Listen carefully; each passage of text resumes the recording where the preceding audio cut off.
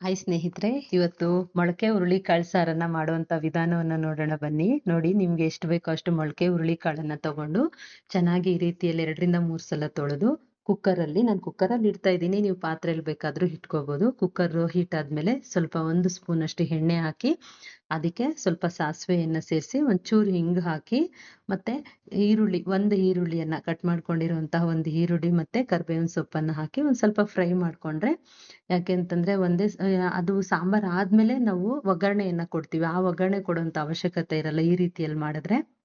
ಆ ಹುರುಳಿಕಾಳು ಏನ್ ತೊಳೆದಿಟ್ಕೊಂಡಿರ್ತೀವಿ ಆ ಹುರುಳಿಕಾಳನ್ನ ಹಾಕಿ ಚೆನ್ನಾಗಿ ಸ್ವಲ್ಪ ಹೊತ್ತು ಫ್ರೈ ಮಾಡಿದ್ರೆ ಆ ಹುರುಳಿಕಾಳಲ್ಲಿರುವಂತಹ ಹಸಿ ಸ್ಮೆಲ್ ಇರುತ್ತಲ್ವಾ, ಆ ಹಸಿ ಸ್ಮೆಲ್ ಹೋಗಿ ತುಂಬಾ ಚೆನ್ನಾಗಿರುತ್ತೆ ಫ್ಲೇವರ್ಫುಲ್ ಆಗಿ. ಅದಕ್ಕೋಸ್ಕರ ಈ ರೀತಿಯಲ್ಲಿ ಫ್ರೈ ಮಾಡ್ಕೊಳ್ಳುವಂಥದ್ದು. ಈ ರೀತಿ ಫ್ರೈ ಮಾಡಿದಾಗ ಸಾಂಬಾರು ಅಷ್ಟೇ ತುಂಬಾ ಟೇಸ್ಟಿಯಾಗಿ ಬರುತ್ತೆ. ಮತ್ತೆ ಇದಕ್ಕೆ ನೀರು ಎಷ್ಟು ಬೇಕು ಸ್ವಲ್ಪ ಉಪ್ಪು ಹಾಕ್ಬೇಕಾಗುತ್ತೆ. ಉಪ್ಪು ಹಾಕಿದ್ರೆ ಅಲ್ಲಿ ಹುರುಳಿಕಾಳು ಉಪ್ಪನ್ನ ಮಾಡ್ಕೊಳ್ಳುತ್ತೆ, ಅಬ್ಸರ್ವ್ ಮಾಡ್ಕೊಳ್ಳುತ್ತೆ. ಹಂಗಾಗಿ ಅದು ಹಸಿ ಸ್ಮೆಲ್ ಹೋಗಿ ತುಂಬಾ ಚೆನ್ನಾಗಾಗುತ್ತೆ. ಮತ್ತೆ ಇದು ಬೇಯೋದಿಕ್ಕೆ ಎಷ್ಟು ನೀರು ಬೇಕೋ ಅಷ್ಟು ಹಾಕಿ ಸ್ವಲ್ಪ ಒಂದ್ 2-3 ಸಲ ಹಂಗೆ ಸ್ವಲ್ಪ ಮಿಕ್ಸ್ ಮಾಡಿ ನೀರು ಹಾಕ್ಬಿಟ್ಟು ಲಿಡ್ ಕ್ಲೋಸ್ ಮಾಡಿ 1-2 ರಿಂದ 3 ವಿಜಿಲ್ ಬರ್ಸ್ಕೊಂಡ್ರೆ ಸಾಕಾಗುತ್ತೆ. ಯಾಕೆಂದ್ರೆ ಇದು ಹುರುಳಿಕಾಳು ಡೈರೆಕ್ಟ್ ನೆನ್ಸಿರೋಂಥದ್ದು ಅಲ್ಲ. ಯಾಕೆಂದ್ರೆ ನೆನೆಸಿ ಮತ್ತೆ ಅದನ್ನ ಮೊಳಕೆ ಕಟ್ಟಿ ಮಾಡೋದ್ರಿಂದ ಜಾಸ್ತಿ ಬೆಂದ್ರೂ ಚೆನ್ನಾಗಿರಲ್ಲ. 2-3 ಇಲ್ಲಾಂದ್ರೆ ಕುಕ್ಕರ್ ಮೇಲೆ ಡಿಪೆಂಡ್ ಆಗುತ್ತೆ. 4-5 ವಿಜಿಲ್ ಹಾಕ್ಸ್ಬೋದು, 2-3 ವಿಜಿಲ್ ಹಾಕ್ಸ್ಬೋದು. ಲಿಡ್ ಕ್ಲೋಸ್ ಮಾಡಿ 1-2-3 ವಿಜಿಲ್ ಬರುತ್ತೆ. ಅದಾದ ನಂತರ ಚೆನ್ನಾಗಿ ಬೆಂದಿರುತ್ತೆ. ಆಮೇಲೆ ಬೇಗ ಮಸಾಲೆನೂ ಹಾಕಿ ಸಾಂಬಾರ್ ಮಾಡ್ಬೋದು. ಪಾತ್ರೆಯಲ್ಲೂ ಓಪನ್ ಪಾತ್ರೆಯಲ್ಲೂ ಸಹ ಬೇಯಿಸ್ಕೊಳ್ಳೋರು ಬೇಯಿಸ್ಕೋಬಹುದು. ನಾನು ಬೇಗ ಆಗುತ್ತೆ ಅಂತ ಹೇಳಿ ನಾನು ಕುಕ್ಕರಲ್ಲೇ ತೋರಿಸ್ತಾ ಇದ್ದೀನಿ. ಈ ಮೊಳಕೆ ಹುರುಳಿಕಾಳು ಸಾರು ಒಂದೊಂದ್ಸಲ ತುಂಬಾ ಖಾರ ಆಗ್ಬಿಡೋದು, ಇಲ್ಲಾಂದ್ರೆ ತುಂಬಾ ಸ್ವೀಟ್ ಹೊಡಿಯುತ್ತೆ, ತುಂಬಾ ಖಾರ ಕಡಿಮೆ ಆಗುತ್ತೆ, ಅದೆಲ್ಲ ಆದಾಗ ಒಂಥರ ಚೆನ್ನಾಗಿರಲ್ಲನ ಅದ್ ತಿನ್ನೋದಿಕ್ಕೆ. ಒಂದೇ ರೀತಿಯಲ್ಲಿ ಸಾಂಬಾರ್ ಚೆನ್ನಾಗಿ ಬರ್ಬೇಕು ಅಂತಂದ್ರೆ ಈ ರೀತಿ ಮಾಡಿ. ಮತ್ತೆ ಇದಕ್ ಬೇಕಾಗಿರೋಂಥ ಇಂಗ್ರೀಡಿಯೆಂಟ್ಸ್ 2 ಈರುಳ್ಳಿ, 2 ಟೊಮೊಟೊ, ಕೊತ್ತಂಬರಿ ಸೊಪ್ಪು, ಪುದೀನ ಸೊಪ್ಪು ಇಟ್ಕೊಂಡಿದೀನಿ. 1 ಇಂಚಷ್ಟು ಶುಂಠಿ ಇಟ್ಕೊಂಡಿದೀನಿ. 7-8 ಒಣಮೆಣಸಿನ್ಕಾಯಿ ಇಟ್ಕೊಂಡಿದೀನಿ.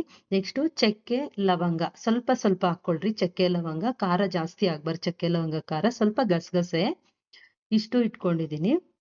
ಇಷ್ಟನ್ನು ಒಂದ್ ಬಾಣ್ಲಿಗೆ ಹಾಕಿ ಸ್ವಲ್ಪ 1 ಸ್ಪೂನ್ ಅಷ್ಟು ಎಣ್ಣೆ ಹಾಕಿ ಮತ್ತೆ ಕೊಬ್ಬರಿ ಸ್ವಲ್ಪ ಹಾಕ್ಬೇಕು. ನಾನು ಕೊಬ್ಬರಿನೂ ಸಹ ಇಟ್ಕೊಂಡಿದ್ದೀನಿ. ಮತ್ತೆ ಒಂದು ಬೆಳ್ಳುಳ್ಳಿಯನ್ನು ಬಿಡ್ಸಿ ಹಾಕೊಂಡಿದೀನಿ. ಅಂದ್ರೆ ಸಿಪ್ಪೆ ಪೂರ್ತಿ ಬಿಡ್ಸಿಲ್ಲ ನಾನು, ಒಂದ್ ಸ್ವಲ್ಪ ಮೇಲೆ ಬಿಡಿಸಿ ಇಷ್ಟು ಮಸಾಲೆಗಳನ್ನ ಹಾಕಿ 1 ಸ್ಪೂನ್ ಅಷ್ಟು ಎಣ್ಣೆ ಹಾಕಿ ನಾನು ಹುರ್ಕೊಳ್ತೀನಿ. ಮತ್ತೆ 1-2 ಸ್ಪೂನ್ ಅಷ್ಟು ಧನಿಯಾ ಪುಡಿನೂ ಸಹ ಇಟ್ಕೋಬೇಕಾಗುತ್ತೆ. ನೋಡಿ, ಒಂದ್ ಸ್ವಲ್ಪ ಹೊತ್ತು ಇದನ್ನ ಫ್ರೈ ಮಾಡಿದ್ಮೇಲೆ,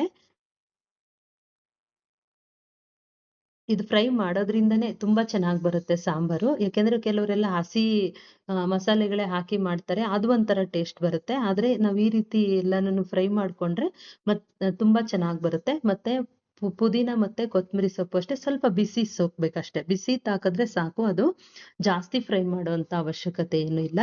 ಮತ್ತೆ ಧನಿಯಾ ಪುಡಿನೂ ಅಷ್ಟೇ, ಅದು ಸ್ವಲ್ಪ ಬಿಸಿ ಸೋಕಿದ್ರೆ ಸಾಕು. ಇಷ್ಟನ್ನು ಸ್ವಲ್ಪ ಫ್ರೈ ಮಾಡ್ಬಿಟ್ಟು ಒಂದ್ ಕಡೆ ತಣಿಯೋದಿಕ್ಕೆ 1-2 ನಿಮಿಷ ತಣ್ಣಗಾಗೋದಿಕ್ ಬಿಟ್ಟು ಮಿಕ್ಸಿ ಜಾರ್ಗೆ ಹಾಕಿ ಚೆನ್ನಾಗಿ ರುಬ್ಕೋಬೇಕು. ಫೈನ್ ಪೇಸ್ಟ್ ಆಗಿ ಮಾಡ್ಕೊಳ್ರಿ. ಯಾಕೆಂದ್ರೆ ಸ್ವಲ್ಪ ಅರ್ಧಂಬರ್ಧ ಮಾಡಿದ್ರೆ ಅದು ಒಂಥರ ಟೇಸ್ಟ್ ಬರುತ್ತೆ. ಫೈನ್ ಪೇಸ್ಟ್ ಮಾಡಿದ್ರೇನೆ ಒಂದ್ ಟೇಸ್ಟ್ ಕೊಡುತ್ತೆ ಸಾಂಬಾರು. ಪ್ರತಿ ಒಂದು ಹಂತನೂ ನಾವು ಸಾಂಬಾರು ಯಾವ್ದೇ ಅಡ್ಗೆ ಮಾಡ್ಬೇಕಂದ್ರೂ ತುಂಬಾ ಮುಖ್ಯ ಅಲ್ವಾ. ಅದೇ ರೀತಿಯಲ್ಲಿ ಈ ಹುರುಳಿಕಾಳು ಸಾರೇ ಸ್ಪೆಷಲ್ ಆಗಿ ತುಂಬಾ ಚೆನ್ನಾಗಿ ಬರುತ್ತೆ. 1 ಟೈಮ್ ಅಲ್ಲ 2 ಟೈಮ್ 3 ಟೈಮ್ ತಿನ್ನೋದಕ್ಕೂ ಸಹ ತುಂಬಾ ಚೆನ್ನಾಗಿ ಟೇಸ್ಟ್ ಕೊಡುತ್ತೆ. ಮತ್ತೆ ಜಾರ್ಗೆ ಹಾಕಿ 1-2 ನಿಮಿಷ ಹಂಗೆ ಬಿಡಿ. ಹಂಗೆ ಬಿಟ್ಟು ಮತ್ತೆ ಈ ಕಡೆ ನಾವೇನು ಬೇಯಿಸ್ಕೊಂಡು ಇಟ್ಕೊಂಡಿರ್ತೀವಲ್ವಾ, ಆ ಕಾಳನ್ನ ಪಾತ್ರೆಗೆ ಟ್ರಾನ್ಸ್ಫರ್ ಮಾಡ್ಕೊಂಡು ಬೇಯೋದಕ್ ಬಿಡ್ಬೋದು. ಇಲ್ಲ ಅಂತಂದ್ರೆ 1-2 ನಾನು ಆಲೂಗಡ್ಡೆ ಹಾಕೊಳ್ತೀನಿ. ನಿಮ್ಗೆ ಇಷ್ಟ ಇದ್ರೆ ಹಾಕೊಳ್ಳಿ. ಕೆಲವರೆಲ್ಲ ಬದನೆಕಾಯಿನೂ ಹಾಕ್ತಾರೆ. ನಿಮ್ಗೂ ಬದನೆಕಾಯಿ ಬೇಕು ಅಂತಂದ್ರೂ ಸೇರಿಸ್ಕೊಳ್ಳಿ, ತುಂಬಾ ಚೆನ್ನಾಗಿ ಬರುತ್ತೆ. ನಾನು ಬದನೆಕಾಯಿ ತುಂಬಾ ಕಡಿಮೆ ಯೂಸ್ ಮಾಡೋದ್ರಿಂದ ನಾನು ಬದನೆಕಾಯಿ ಯೂಸ್ ಮಾಡೋದಿಲ್ಲ.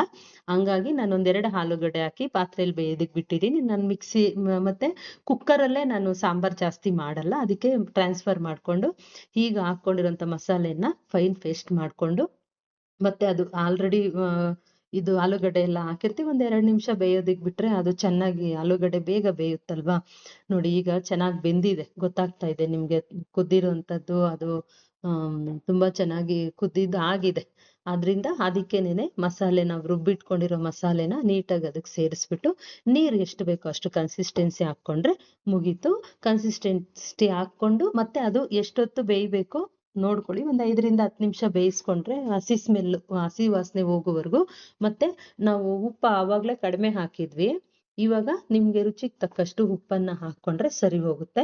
ರುಚಿಗೆ ತಕ್ಕಷ್ಟು ಉಪ್ಪು ಹಾಕೊಂಡು ನೀರು ಹಾಕೊಂಡು ಮತ್ತೆ ಚೆನ್ನಾಗಿ ಒಂದ್ 2-3 ಕುದಿ ಬರೋವರೆಗೂ ಚೆನ್ನಾಗಿ ಬೇಯಿಸ್ಬಿಟ್ರೆ ಸಾಂಬಾರ್ ರೆಡಿ ಆಗುತ್ತೆ. ಈ ರೀತಿ ರುಚಿಕರವಾದಂತಹ ಒಂದು ಸಾಂಬಾರು ಮೊಳಕೆ ಹುರುಳಿಕಾಳು ಸಾಂಬಾರು, ಆಲೂಗಡ್ಡೆನೂ ಸೇರಿಸಿ ಮಾಡಿರೋಂಥ ಸಾಂಬಾರು ತುಂಬಾ ರುಚಿಯಾಗಿರುತ್ತೆ. ತುಂಬಾ ಈಸಿಯಾಗಿನೂ ಸಹ ಮಾಡ್ಕೋಬಹುದು. ಒಂದ್ಸಲ ಮಾಡಿ ನೋಡಿ, ನನಗೂ ಸಹ ಕಮೆಂಟ್ ಮಾಡಿ ಪ್ಲೀಸ್.